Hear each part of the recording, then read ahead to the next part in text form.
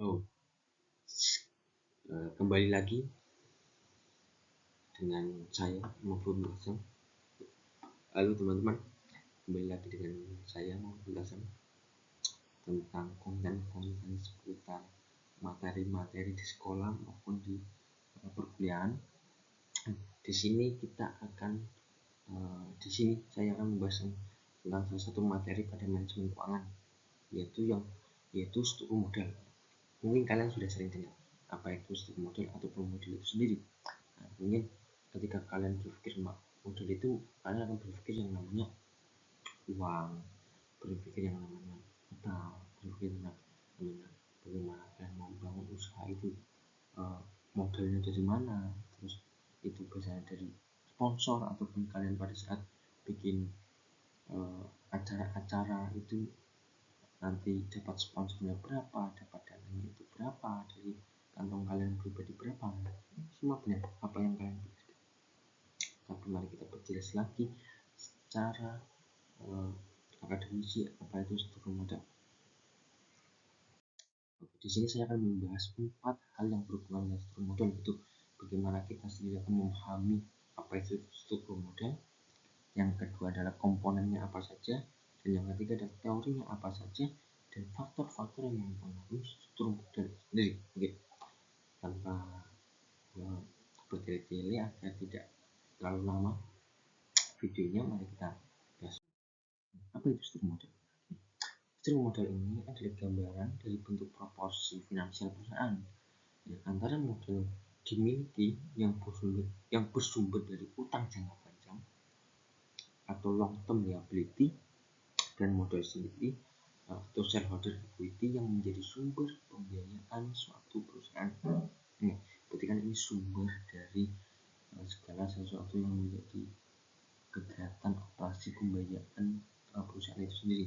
Itu namanya struktur modal. Nah, di sini dapat kita lihat ada komponennya itu ada 2, yaitu di sana ada utang jangka panjang atau long term liability, dan modal sendiri atau shareholder equity. Karena tadi struktur modal ini berhubungan dengan pembiayaan, maka berkaitan dengan yang namanya sumber dana. Nah, baik yang berasal dari dalam maupun luar. Nah, sumber dari dalam atau internal ini biasanya didapatkan dari laba yang ditahan dari kegiatan perusahaan dan depresiasi. Oke, sedangkan dana dari luar ini biasanya berasal dari pemilik yang merupakan komponen dari modal dana yang berasal dari para kreditur investor yang merupakan pinjaman atau hutang. Jadi mereka memberikan pinjaman atau hutang kepada perusahaan gitu. Oke, mari kita lanjut.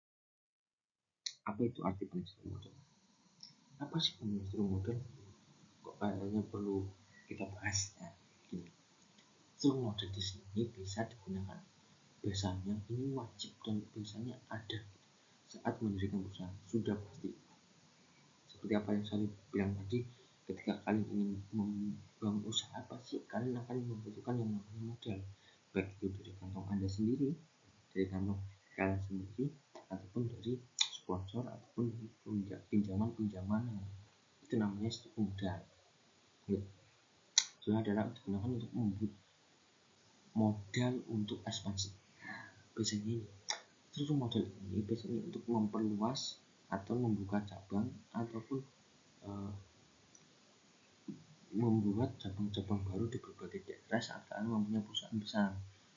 Nah, jadi ketika kalian punya toko kelontong kalian bagus banget prospeknya, kalian ingin membuka di kota lain. Nah, kalian biasanya nanti membutuhkan dana. Nah, dananya itu bisa berasal dari perusahaan kalian sendiri ataupun dari luar, dapat pinjaman, dapat investor gitu.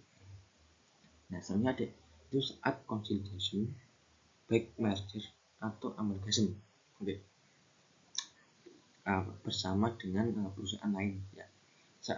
Nah, yang keempat itu ada saat recapitalization atau penyusunan kembali struktur modal. Nah, terus ada saat debt adjustment, yaitu saat perubahan fundamental dalam struktur modal.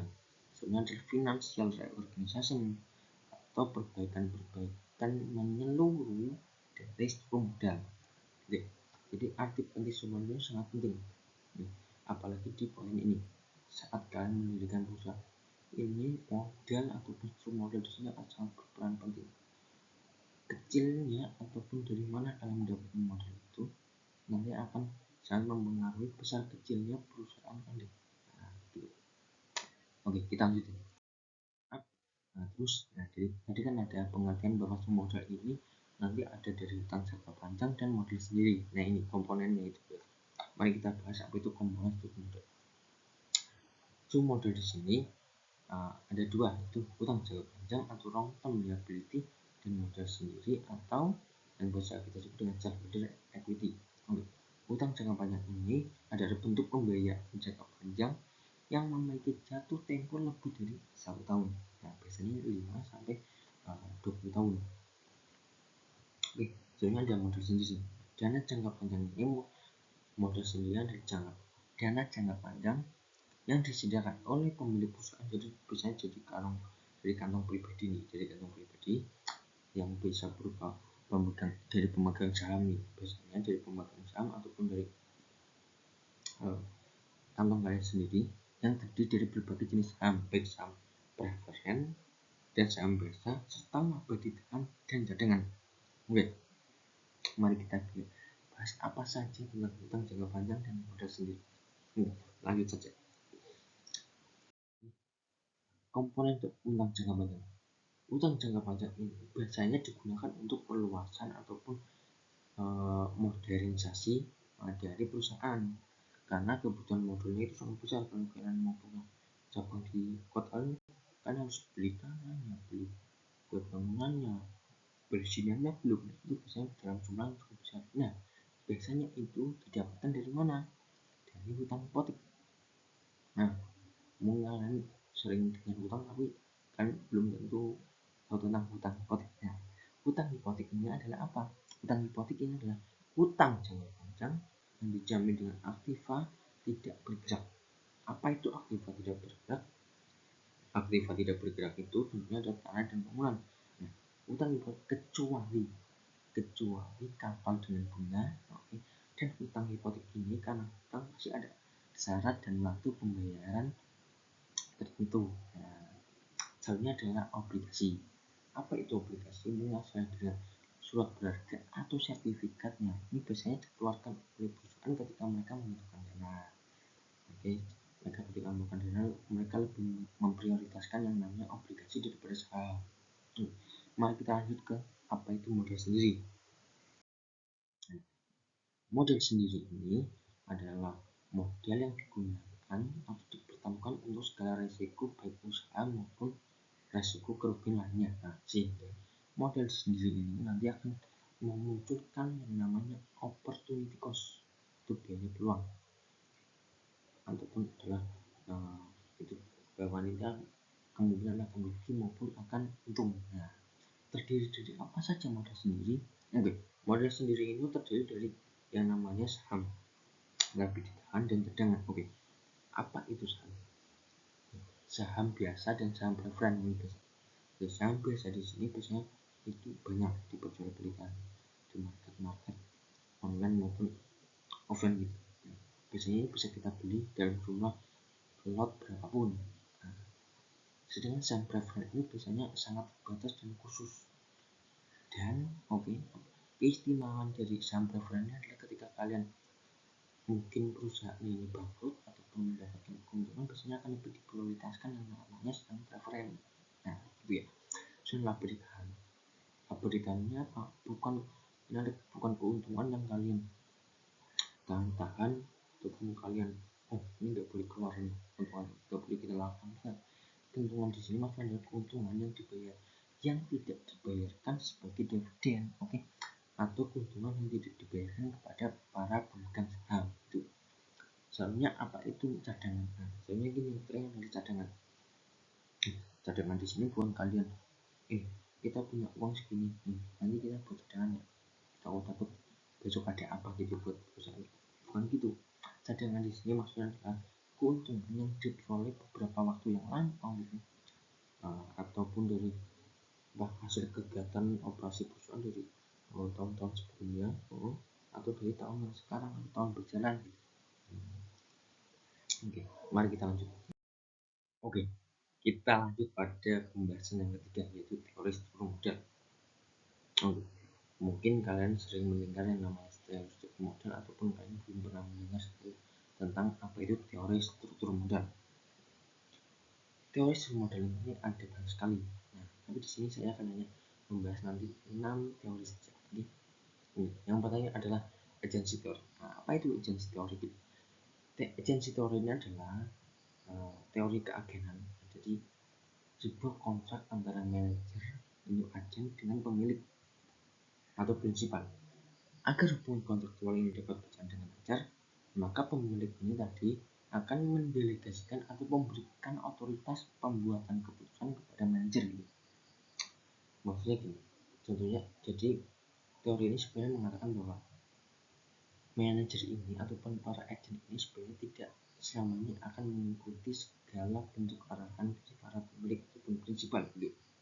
Contohnya, ketika kalian punya perusahaan, satu perusahaan, dan kalian sebagai manajer, kalian sebagai pemegang sahamnya, kan segala bentuk kehendak itu ada pada kalian semua. Nah, tapi ketika kalian mungkin perlu melebarkan sayap perusahaan kalian, maka kalian akan membutuhkan yang dana dan kalian akan menjual saham. Nah, saham itu dibeli saham itu dibeli. Nah, ketika mendapat keuntungan ini, nanti berarti kan pembagiannya itu harus dibagi antara kalian dengan para pemegang saham. Nah, itu di sana biasanya akan terjadi namanya agency cost. Nah, di sini agency teori ini akan berlaku. Itu. Oke, selanjutnya apa itu pecking order teori? Pecking order teori ini dulunya diawali dengan kehadiran informasi yang tidak simetrik, jadi tidak jelas gitu, yaitu tentang urutan prioritas para manajer dalam menentukan sumber pendanaan. Teori pecking order teori ini sebenarnya mengatakan bahwa ketika perusahaan itu membutuhkan dana eksternal, biasanya mereka akan memprioritaskan yang namanya obligasi daripada saham. Kenapa? Karena biasanya itu kalau menerbitkan obligasi ini, biasanya perusahaan akan tidak terlihat bahwa mereka sangat membutuhkan utang tidak, atau mereka dalam kondisi kesulitan tidak. Maksud dari pecking order teori ini sebenarnya adalah bahwa perusahaan yang memiliki profitable ataupun yang memiliki keuntungan yang baik ataupun dalam keadaan baik itu biasanya sedikit dalam memiliki utang. Sedangkan perusahaan-perusahaan yang kurang profitable ini biasanya banyak memiliki utang dalam jumlah yang cukup besar. Ya, tapi dalam bentuk dana eksternal. Nanti berhubungan dengan utang jangka panjang, dan mereka lebih suka utang jangka panjang dan modal sendiri. Jadi intinya adalah mereka akan memprioritaskan yang namanya utang jangka panjang daripada modal sendiri. Gitu ya. Itu apa yang dengan pecking order teori. Selanjutnya adalah trade-off teori. Trade-off teori ini berhubungan dengan penggunaan utang. Jadi penggunaan utang di sini, trade-off teori ini akan meningkatkan nilai perusahaan, tapi pada titik tertentu. Tapi setelah melewati titik ini tadi, malah mengurangi yang namanya nilai perusahaan. Jadi begini, maksudnya dulu, ketika penggunaan utang itu manfaatnya lebih besar, manfaatnya lebih besar daripada pengorbanan, maka utang itu boleh dilakukan. Tapi ketika penggunaan utang itu besar, lebih besar dari manfaatnya, maka penggunaan utang itu sudah tidak boleh digunakan lagi. Itu dari trade-off teori. Mari kita bahas ke teori selanjutnya. Nah, ini ada teori yang sering muncul, yaitu namanya Modigliani dan Miller. Nah, Modigliani dan Miller ini adalah para ilmuwan, mereka yang menciptakan yang namanya teori Modigliani dan Miller. Mereka mengatakan bahwa kenaikan hutang pada struktur modal ini biasanya akan menaikkan namanya ROE, apa itu, return on equity. sekaligus menaikkan pula resiko investor. Karena antara mereka pada pajak dan hutang itu saling berkaitan, tidak dapat dipisahkan gitu. So ada signaling teori. Apa itu signaling teori? Mungkin kalau kalian dengar dari kata-katanya itu mungkin kalian sudah tahu bahwa ini namanya dengan sinyal. Jadi apa itu sinyal teori? Pihak eksekutif ini atau para pimpinan perusahaan ini biasanya akan memiliki informasi lebih baik mengenai perusahaannya. Nah, itu terdorong untuk menyampaikan informasi tersebut kepada calon investor agar harga saham perusahaannya meningkat. Jadi contohnya begini, implementasi dari signaling teori. Ketika ada satu perusahaan tiba-tiba mengeluarkan saham baru terus menerus, nah itu hati-hati, biasanya berarti dia sedang dalam kesulitan karena dia sedang mencari cara untuk bisa membagi kerugiannya ataupun agar dapat orang untuk dapat dibagi kerugiannya. Jadi sinyal teori ini sebenarnya menunjukkan bahwa seberapa baik sih perusahaan tersebut. Nah, gitu. Sebenarnya ada teori terakhir, yaitu teori tentang pendekatan tradisional. Nah, pendekatan ini nanti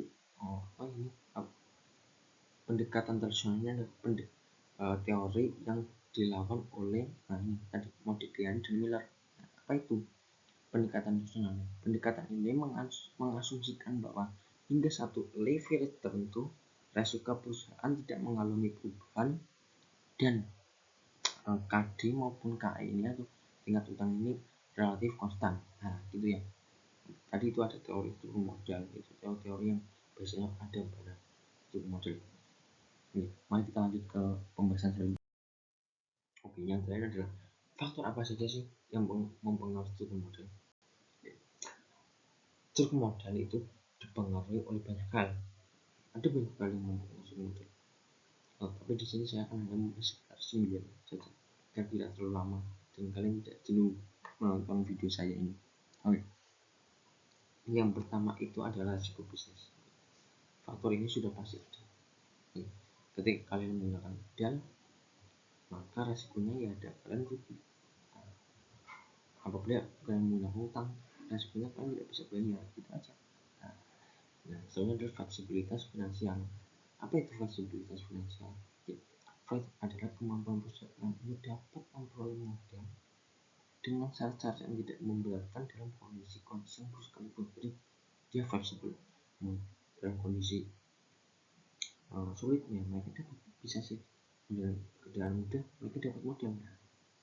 Contoh tarif pajak, semakin tinggi tarif pajak ini biasanya perusahaan itu akan menggunakan hutangnya. Nah, gitu buat menutupi tarif pajak tadi. So ada sikap manajemen. Kenapa? Karena gini, manajemen ini nanti sikap manajemen ini pokoknya dalam mencari laba. Jadi gini, ketika manajemen itu sangat ingin mencari laba yang banyak, nah ini tadi seperti ketika ada yang membuka cabang itu kan buat mencari laba kan sebenarnya. Nah itu kan nanti kan perlu dapat modalnya itu dari mana? Dari utang, dari pinjaman, dari modal kalian sendiri. Nah itu sikap manajemen itu. Sekarang ada stabilitas penjualan. Sudah jelas ya, ketika kalian punya perusahaan yang stabil, maka kalian aman untuk melakukan utang dibandingkan perusahaan yang kurang stabil. Jelas kan? Ketika kalian perusahaan kalian stabil gitu, ya kalian punya mau utang pun gampang. Kalian mau jualnya mau bayarnya itu juga gampang karena kalian punya prospek yang bagus ke depannya. Maaf ini ketutupannya. Jadi yang selanjutnya adalah struktur aset. Faktor selanjutnya adalah struktur aset. Jadi aset dapat dijadikan dengan utang. Udah jelaskan. Contohnya gini, kalau kalian pinjam ke bank, sudah pasti kalian akan diberikan ditanya-tanya pekerjaan kalian seperti apa, itu aset kalian sebenarnya. Kalian punya apa, kalian luas tanah kalian berapa, nah itu asetnya. Sama seperti perusahaan itu punya aset apa saja, punya gedung apa, punya tanah berapa, punya alat-alat berapa, itu biasanya nanti dijadikan sebagai jaminan dalam menyalurkan dana. Selanjutnya adalah profitabilitas. Apa itu profitabilitas? Perusahaan dengan return of investment. Apa itu ROI atau return on investment? Return on investment ini adalah tingkat pengembalian investasi. Nah, perusahaan yang memiliki tingkat pengembalian investasi yang tinggi biasanya menggunakan relatif sedikit utang. Sama saja dengan kalian tadi dengan teori trade-off theory. Okay. Jadi di trade-off theory ini sebenarnya mengatakan bahwa perusahaan dengan profit yang tinggi ataupun dengan tingkat pengembalian utang yang pengembalian investasi yang tinggi itu biasanya menggunakan relatif sedikit utang daripada perusahaan yang dalam keadaan kurang baik ataupun tidak bisa mengembalikan investasi itu secara besar. Gitu. Sebenarnya adalah ukuran perusahaan yang besar mudah dalam mengembalikan. Ketika kalian punya perusahaan yang mempunyai cabang di mana-mana dengan perusahaan yang baru saja berdiri ataupun punya perusahaan yang kecil gitu, maka lebih mudah yang punya cabang di mana-mana karena itu nanti bermain dengan struktur aset tadi. Nah, yang terakhir ini adalah likuiditas. Nah, ini bahwa faktor ini akan melihat sejauh mana tingkat likuid dari perusahaan itu gitu ya. Oke. Sudah selesai pembahasan kita tentang apa itu struktur modal.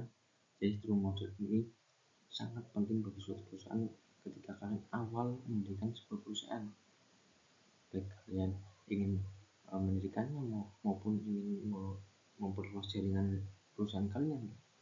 Jadi terima kasih untuk orang-orang ataupun teman-teman sudah menonton 22 menit ini, sudah sangat lama. Sehingga saya akhiri, terima kasih. Jika ada pertanyaan bisa tulis di kolom komentar, akan saya jawab dengan ilmu yang saya terima dan saya punya. Terima kasih. Bye bye.